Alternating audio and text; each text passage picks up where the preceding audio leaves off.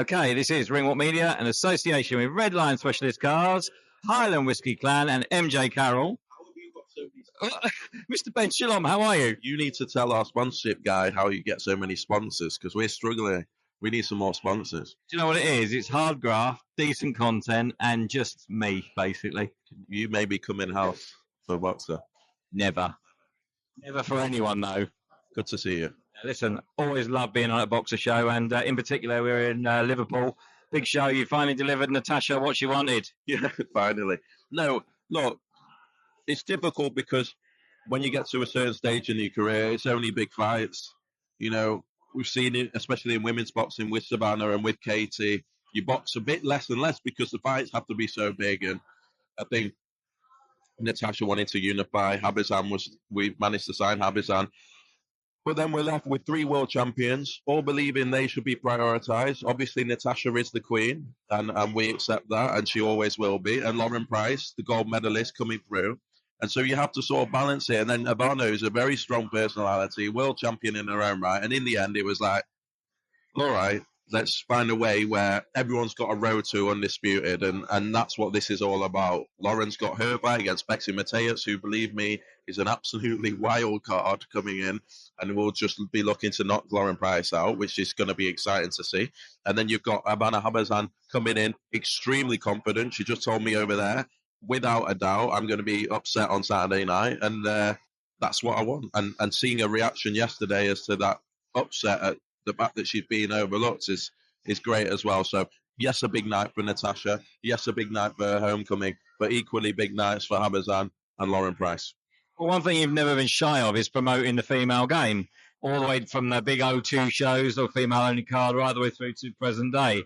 You know, you've done an awful lot for female boxing. And just what's your overview of the last sort of 12 months of that? Yeah, I think I consciously felt that maybe it had a slower year than previous years, and we've seen such a phenomenal growth. There was a time before Riyadh season where women's boxing was keeping boxing respectable and keeping it alive and making sure the big fights happen. So Riyadh season's been fantastic this year. We've seen some amazing fights in the men's boxing, but you know, other than Taylor Serrano, Price McCaskill, and Maya Jonas, it's not had those big nights, and that's what Saturday night is about. It's about, right, let's get back on the train. Women's boxing performs extremely well. There's not many sports where the female side can compare to the male side. We've got a massive night on Saturday night, and then it should lead to some absolutely huge nights, February and March next year. We'll talk about where it leads to in a minute, but I want to talk about a little bit about a couple of others on the card. Nice to see Mikey Talon on his 3rd fight this year. Proper prospect he is. He is, and when I see him, you know, you really are reminded that he's only 19 years old. He's an absolute baby. You know, you don't want him to be getting in the ring. But he's such a talent. And it's exciting because that flyweight division has always been tough for kids like him coming through, actually knowing, is there going to be opportunities? Is it even worth it? Is there going to be the money? But in fairness, you know, Sonny Edwards and Galal Yufai the other night just showed that, you know, in British boxing, the flyweight division is a real thing. And I think that's what makes Mike even more excited now. He's a proper Scouser. He's a proper Evertonian. He's obviously managed by Natasha Jonas and trained by Joe Gallagher, so he's got some terriers in his corner as well. And Lawrence Sicoli as well. Yeah, he's in a great camp in Champs Camp, and there he is, ready to go and excited to see where he develops to. Great talent. And Mark Jeffers finally back out. If he has a good performance on Saturday night, he's got to be eyes up looking at the main man, Callum Simpson, surely. It's same manager. Yeah, same manager. And I think that's what makes it difficult, if we're honest. I think Mark's probably looking at Callum, and in his eyes, I'm better than him. In his eyes, he's the man. 18-0, 26 years old, phenomenal talent. I remember seeing him for the first time in Manchester before. I think just as I started in boxing, I was helping out on other shows, and Jeffers was around the scene, and he sells a lot of tickets and has a great style and is a great fighter. Another one with a great trainer in Mike Jennings. But he's looking at Callum Simpson, I know, and thinking, what's all the fuss about? You know, he's selling tickets, Callum's headlining, he's seen the stadium. And I think he's slightly frustrated that he's not getting those big opportunities, and we're definitely behind him now. He's always, for some reason, not completely clicked with the promoter. but he's continued to fight, continues to stay active, and I really think he's going to be a phenomenal talent. I think he's ready to go. He'll fight anyone, and that middleweight division, never mind British level, I believe he can get to world level. I think he's that good. So Saturday night, another big statement from him, and hopefully a future star that we can go to Manchester with. Well, talking of next year, I mean, it's been a busy year this year, but you've already announced a couple of really good shows. Callum Simpson being one of those, 11th of January. It's a really good start for you next year. What are the plans? We've got another show hopefully to announce on Saturday on broadcast, which I'm looking forward to, which will happen in early March. Obviously, the much anticipated return of Benjamin Whittaker, Frazer Clarke. Eubank's announcement is set to come in the next week or two. Martin Bacoli's announcement, where we've got a deal done for his next fight.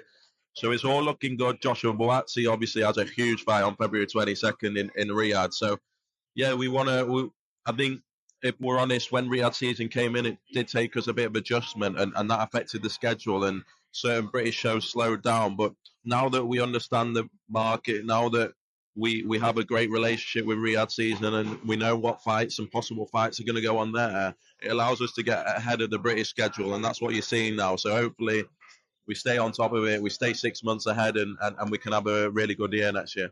It's nice to see that there's some really good shows and some good, possible fights coming up. You mentioned the Eubank Ben. There's a little bit of to and fro-in, as there will be for a lot of months now. Is that probably likely to be a summer kind of fight? And is it going to be in England, do you think? I think it's definitely going to happen. I think we all want to see it. It's going to happen in the UK, and I think it's going to happen in March or April.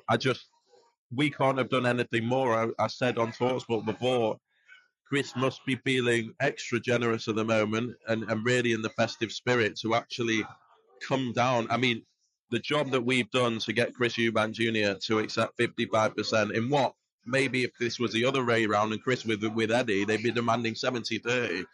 And I know fans don't want to talk about the splits and it's quite boring and this and that, but it's more to say we've done everything we can. It's now their side to be sensible and hopefully see an absolutely monstrous fight early next year. A couple more for me and I'll let you go because I know you're busy. You mentioned our man Frazer Clarke. Things didn't go well for him over in Saudi. It's just one of those. He's been very gracious in defeat and says, look, I'm all right, I'm coming back, I'm ready for it. What are the plans for Frazer next year? Do you know? Yeah, I'm just excited that he's back in the mix now, into the point where there was a time after October 12th where I was concerned, and it was a horrible moment. But the fact that he's got over it so quickly, you sometimes, when it is a first round knockout, you have to. It's almost better in a way than getting outclassed for 12 rounds. You've switched off. In heavyweight boxing, anything can happen. That first round is often the most dangerous. And I hope he learns from it. But to see him fit, ready to go, he'll be back in, I believe, the second week of April. It's a day that we're looking at. He'll be back in the gym in January the 10th, and he's ready to go straight back in. So I think we'll have one fight just to make sure everything's working okay and he's all good to go, and then he'll be straight back in the mix. And I think he's more motivated than ever to achieve his potential.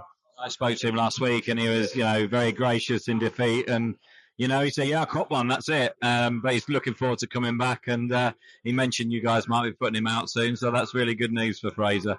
Love Frazer. He's one of the nicest guys in boxing, isn't he? He's an absolute diamond, and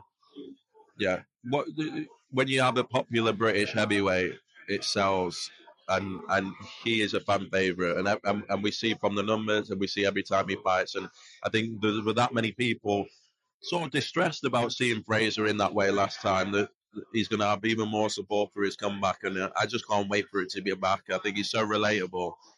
I think it's almost every man down the pub can relate to Frazer Clarke, and yeah, I just can't wait to see him back on the TV screen.